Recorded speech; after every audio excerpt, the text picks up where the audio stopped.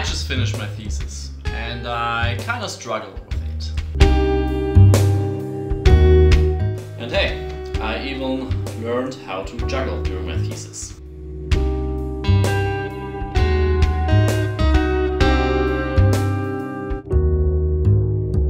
When you have like 6 months for a project, you're like, wow, there's still some time left, right?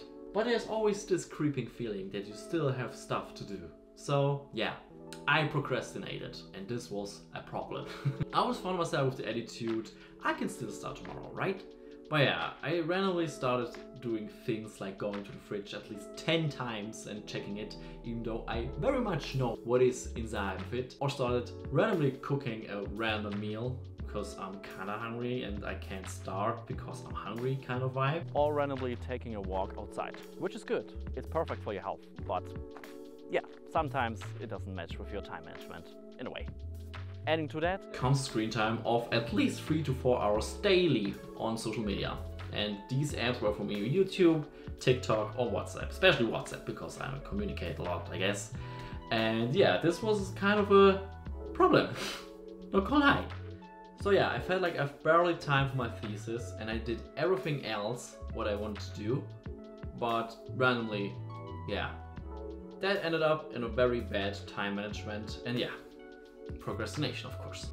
I even called my friends from university who were going through the exact same thing and then we talked about it, like we called it, you know, and then you're like, hey, did you do something? And we were like, no, I didn't. And then you felt in a weird way relieved because I don't know, which is pretty dumb. It's very much dumb. I asked 3 of my friends these questions.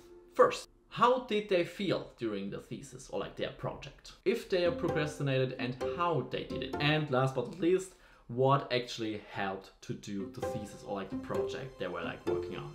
Which is the solution, of course. We all want to do our stuff, right?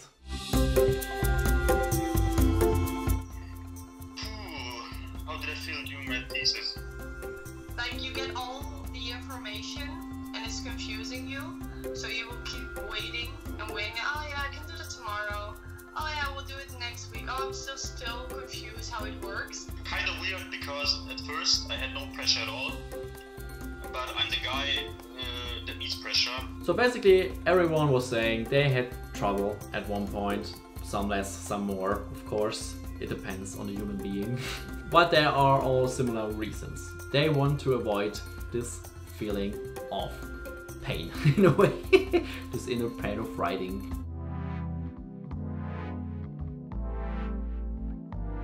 When we have something important to do, we don't want to do in the first way. We do stupid things like cleaning our room, washing dishes or something, I don't know. And I wanted to start my thesis, start writing.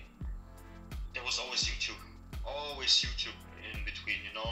It's mostly YouTube because like I'm on my laptop and I have to get information for my class. Looking up YouTube videos, and often the videos had something in common with that felt a little bit like I'm doing something, but actually I wasn't doing anything.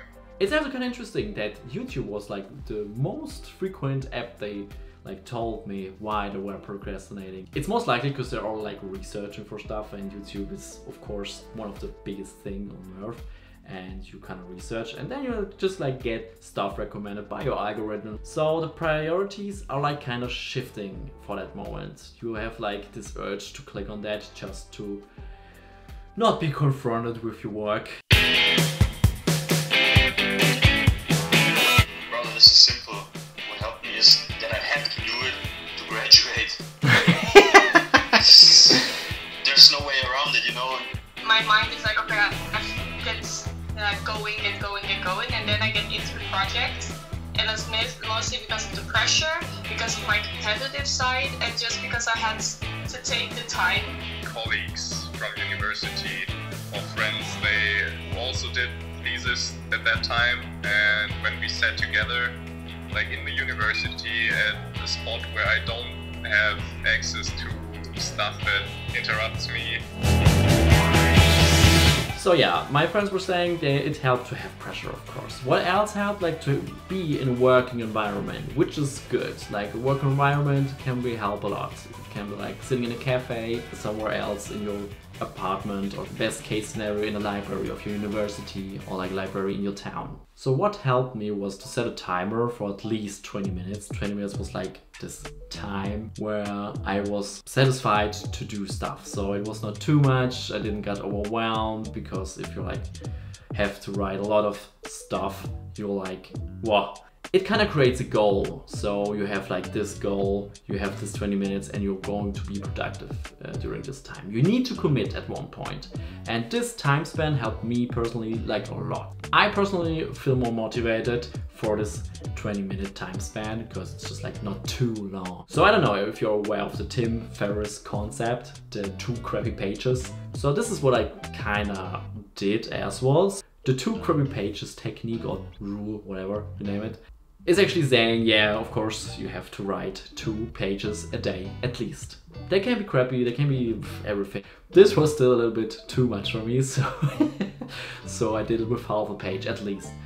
Yeah, and the same thing as with this 20 minutes timer, I created a sense of urgency, and it really helped me again to very much focus on that goal. Do as well a list, which can help you like very much to prioritize things. Don't just only say do a YouTube video, which is can work of course, but it helps to put these tasks into small breadcrumbs, which helps you prioritize and to sort things out for you and what you should do next, what makes sense to do next, which is kind of hard for me as well in a way, of course. So the main thing is like, don't do too much, set the bar low just to calm down and don't panic.